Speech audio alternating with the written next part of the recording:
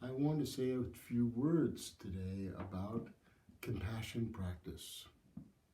Compassion practice in the original teachings of the Buddha and in the later versions by the Chinese and Tibetan teachers, somewhat different than loving kindness. In the loving kindness technique, we always start with ourselves, and we have a formula that we use. In the practice on compassion, we don't start with ourselves. We usually start with the dear loved one. The dear loved one is said in the Visuddhimagga is the proximate cause of compassion. Compassion is the wish for others and ourselves not to suffer.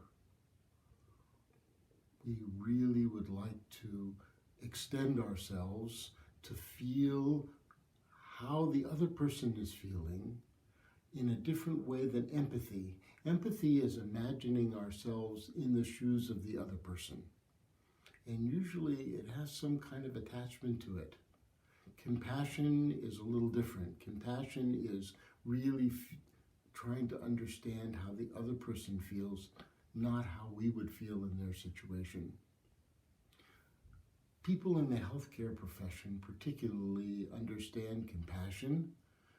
If for some reason I would be run over by a truck and the EMTs would come, I don't want the emergency medical people to shriek and say, oh no, this person has tire marks all through their body.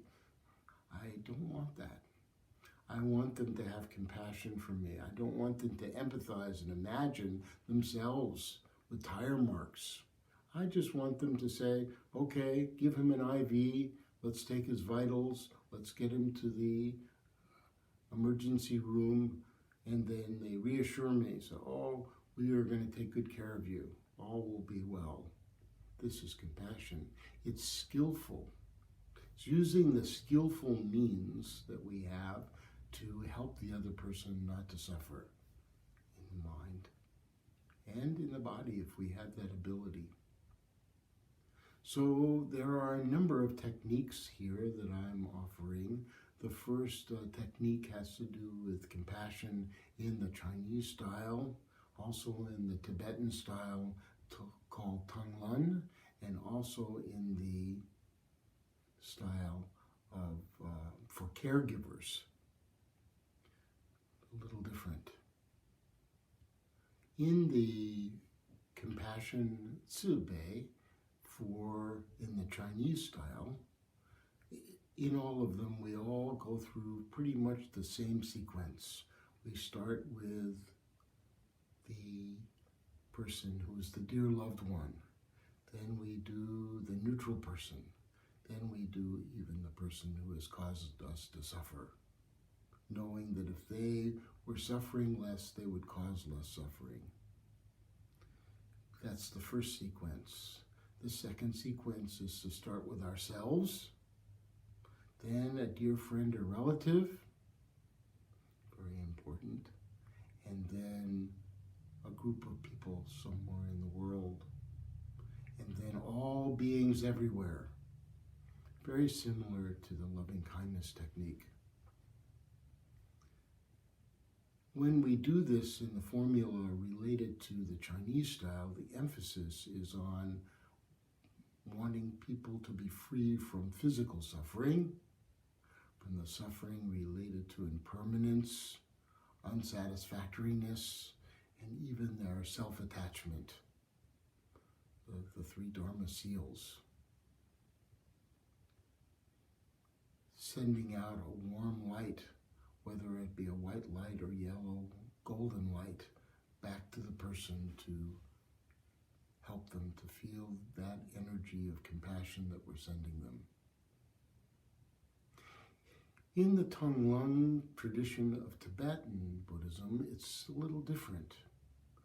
We picture the person suffering, and then we see that as a dark cloud around them, and then we inhale and we bring that dark cloud into the center of our heart, and with the great wish that we have, we transform it into a white light that we send back to them on 3 breaths, so that we see that white light surrounding them instead of the dark cloud.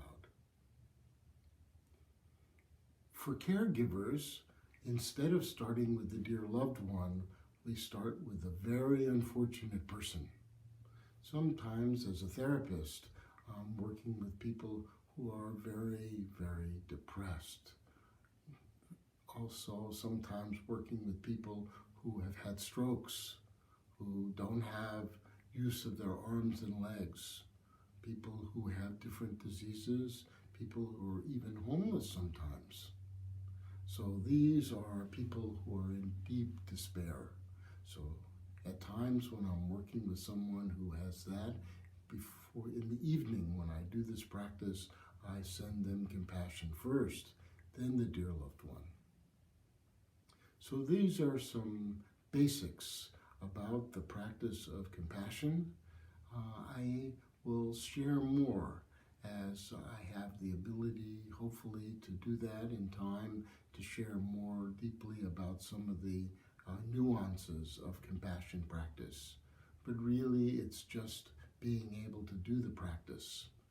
The sequence that I usually recommend is for people to do the calming of the breathing, the body meditation to gain insight, and then do loving kindness practice. And then to do mindfulness of feeling, which is the second part of the 4 foundations of mindfulness, and then do the compassion practice. This is a more traditional way of doing the sequence.